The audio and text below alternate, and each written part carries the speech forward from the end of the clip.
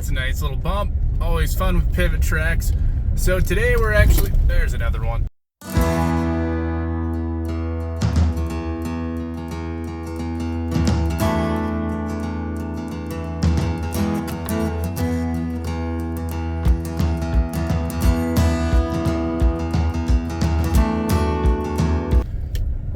Watching the pivots. I'm the only one on the farm for a couple days. Boss man's trying to get one more vacation in before harvest starts. But anyways, I got a text from the pivot that it just turned off. So we're gonna head out there and try to figure out what's going on. Well, from what I can see, looks like we still have water pressure maybe. So I'm thinking maybe we got stuck. It's also super windy out here today. So it's actually the next morning. What happened was our pivot tire went flat inside of our track. So we got these fancy little tracks here.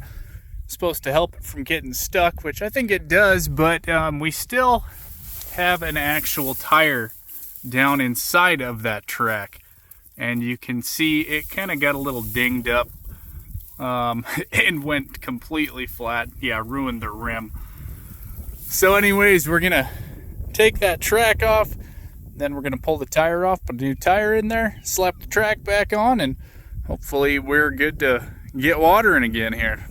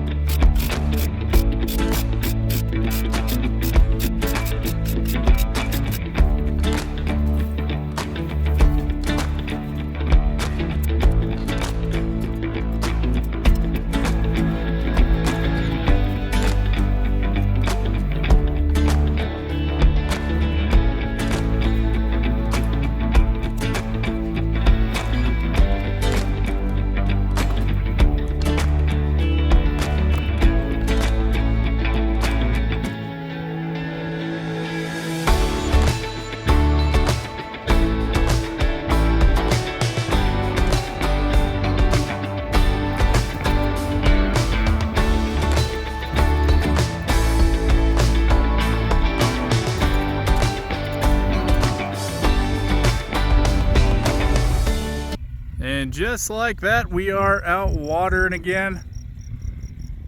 It is a kind of a fun job changing those tires by yourself, especially with the track inside of it, but we got everything going, so it's always good to see the water back on and our crops not getting dried out. Just trying to make a little room for some fertilizer. Planning on putting it in these two guys here and that big one down there as well. But we got to get the lentils out of the bin, and we're throwing it in this truck, and we're going to throw that truck inside the Quonset there. Alright guys, it's that time. Let's fire this pig up and then we'll start a little maintenance on him. If I can get up here without falling off the ladder.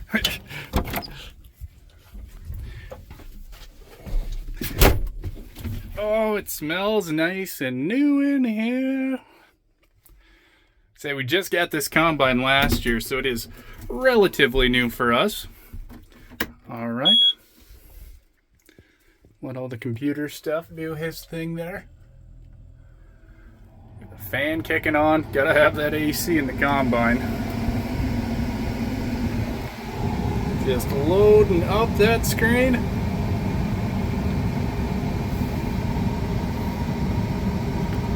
See if I can remember how to turn the fan down so you guys don't just get that. All right, we should be good to start here.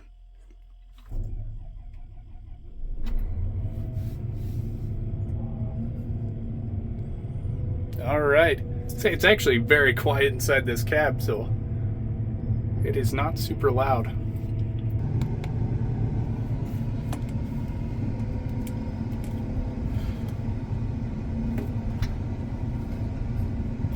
Nice and slow and steady, because I'm driving with one hand here.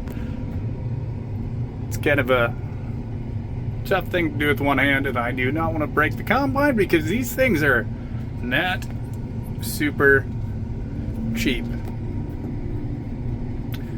Anyways, it's part of our yard here. I don't think I've ever showed this off, just kind of cruising through part of it. We're gonna make our way out to that field over there very slowly.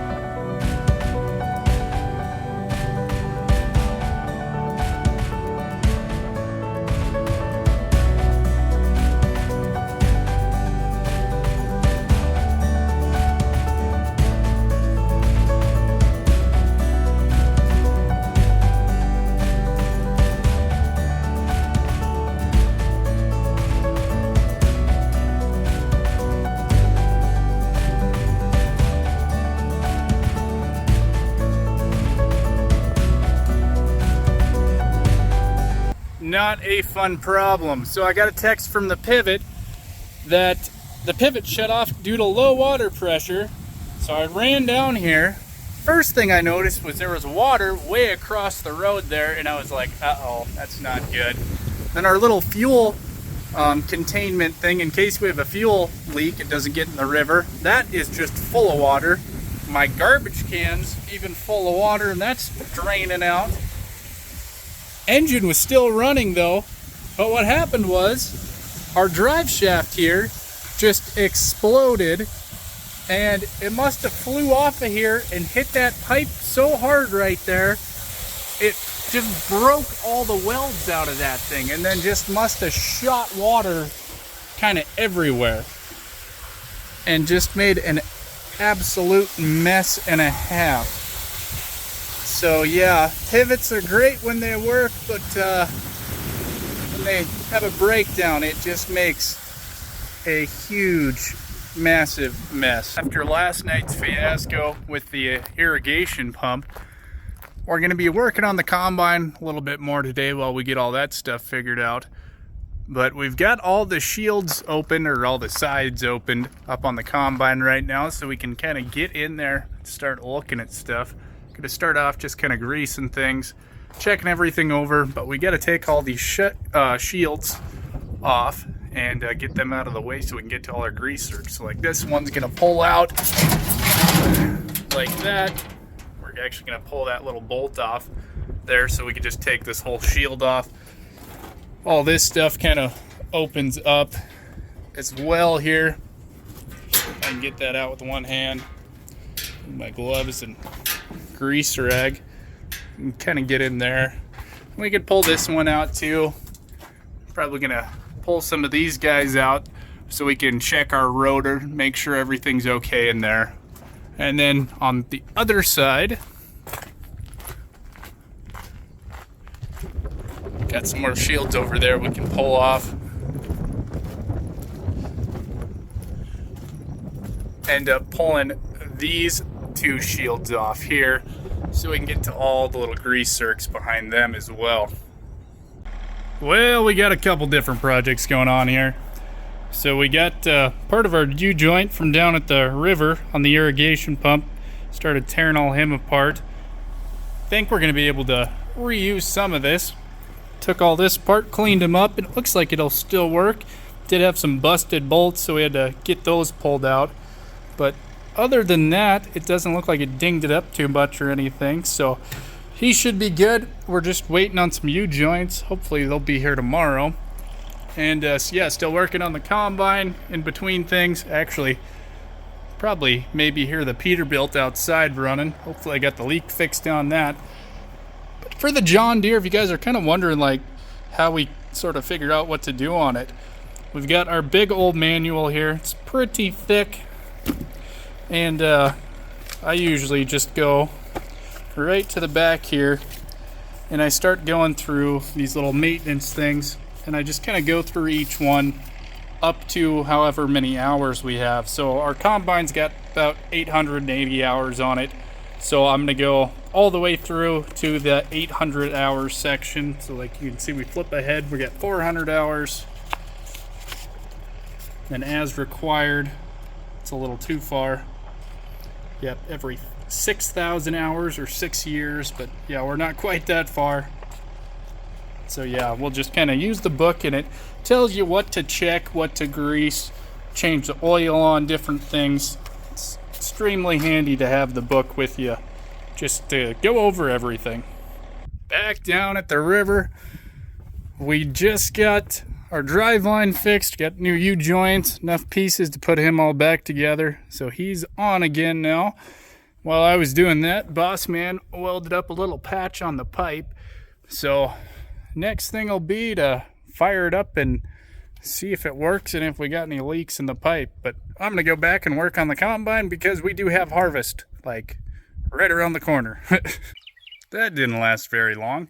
Well, we're back down here at the river again this morning, Saturday morning here, and we got some new of these little flanges, this piece, so we're going to replace this guy and then this guy down here.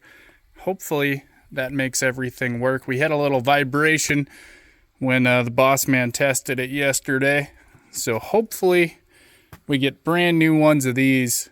It'll help things out. These ones were used and got dinged a couple times, so I'm thinking maybe they got messed up a little bit, causing that vibration. Well, hopefully the river pump works. Probably going to test it out in a little bit here, but it might be on next week's video though. So thanks a bunch for watching, and we'll see you guys next week.